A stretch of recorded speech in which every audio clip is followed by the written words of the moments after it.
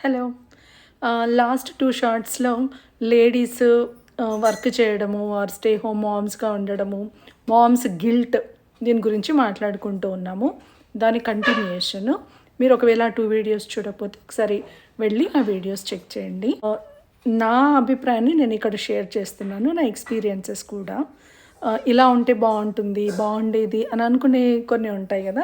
అలాంటివి షేర్ చేస్తున్నాను. సో, నేను లాస్ట్ వీడియోలో చెప్పినట్టుగా ఎప్పుడైతే ఒక వైఫ్ వర్క్ చేయాలా వద్దా అనేది హస్బెండ్ అండ్ వైఫ్ కలిసి డిసైడ్ చేసుకుంటే బెటరు అనేది నేను చెప్పాననమాట. సో, ఎందుకు అంటే ఒక పెళ్ళి అయిన తర్వాత మనం ఒక ఫ్యామిలీని బిల్డ్ చేసుకుంటాము. హోమ్ బిల్డ్ చేసుకుంటాము. సో, హోమ్ అనంగానే హోమ్ రన్ అవ్వడానికి మనీ కావాలి. అండ్ ఆ హోమ్‌ని సెట్ చేయడానికి ఒక మనిషి ఇంట్లో ఉండాలి. తర్వాత ఆ హోమ్‌ని మెయింటైన్ చేయాలి.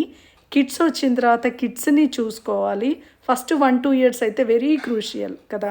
వాళ్ళని చూసుకోవాలి. అండ్ రేపు ఫ్యామిలీ ఉంటారు. అంటే పేరెంట్స్, ఇన్‌లాస్ ఉంటారు. తర్వాత రిలేటివ్స్ ఉంటారు. సో, ఇవన్నీ ఈ వర్క్‌ని గనుక మనం డివైడ్ చేసి చూస్తే ఒకటి మనీ తీసుకురావడము, రెండవది ఇంట్లో కేర్ తీసుకోవడం. పని అనుకుందాం. పని అనుకుందాం. 2 ఉంటాయి. మనీ ఒకరు చేయొచ్చు, పని ఒకరు చేయొచ్చు. మనీ చేయడము అనంటే జాబ్ చేయడము, జాబ్‌తో పాటుగా మనీని మేనేజ్‌మెంట్ చేయడం కూడా ఉంటుంది. సో, మనీ వచ్చిందంతా బ్యాంకులో పెట్టుకుంటే ఒకటి సరిపోదు కదా! ఆ మనీని ఇంప్రూవ్ చేసుకోవడము, ఇన్వెస్ట్‌మెంట్స్, ఏం కొనాలి అలాంటివి అన్నీ కూడా మనీ మేనేజ్‌మెంట్ కింద వస్తది.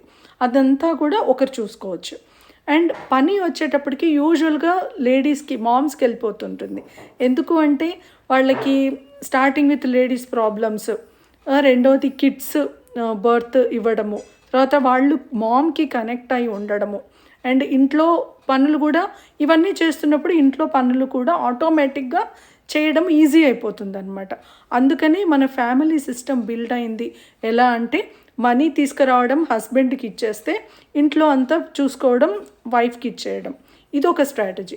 లేదు, కొందరు ఎలా ఉంటారంటే ఈ 2 ఎర్నింగ్స్ కావాలి.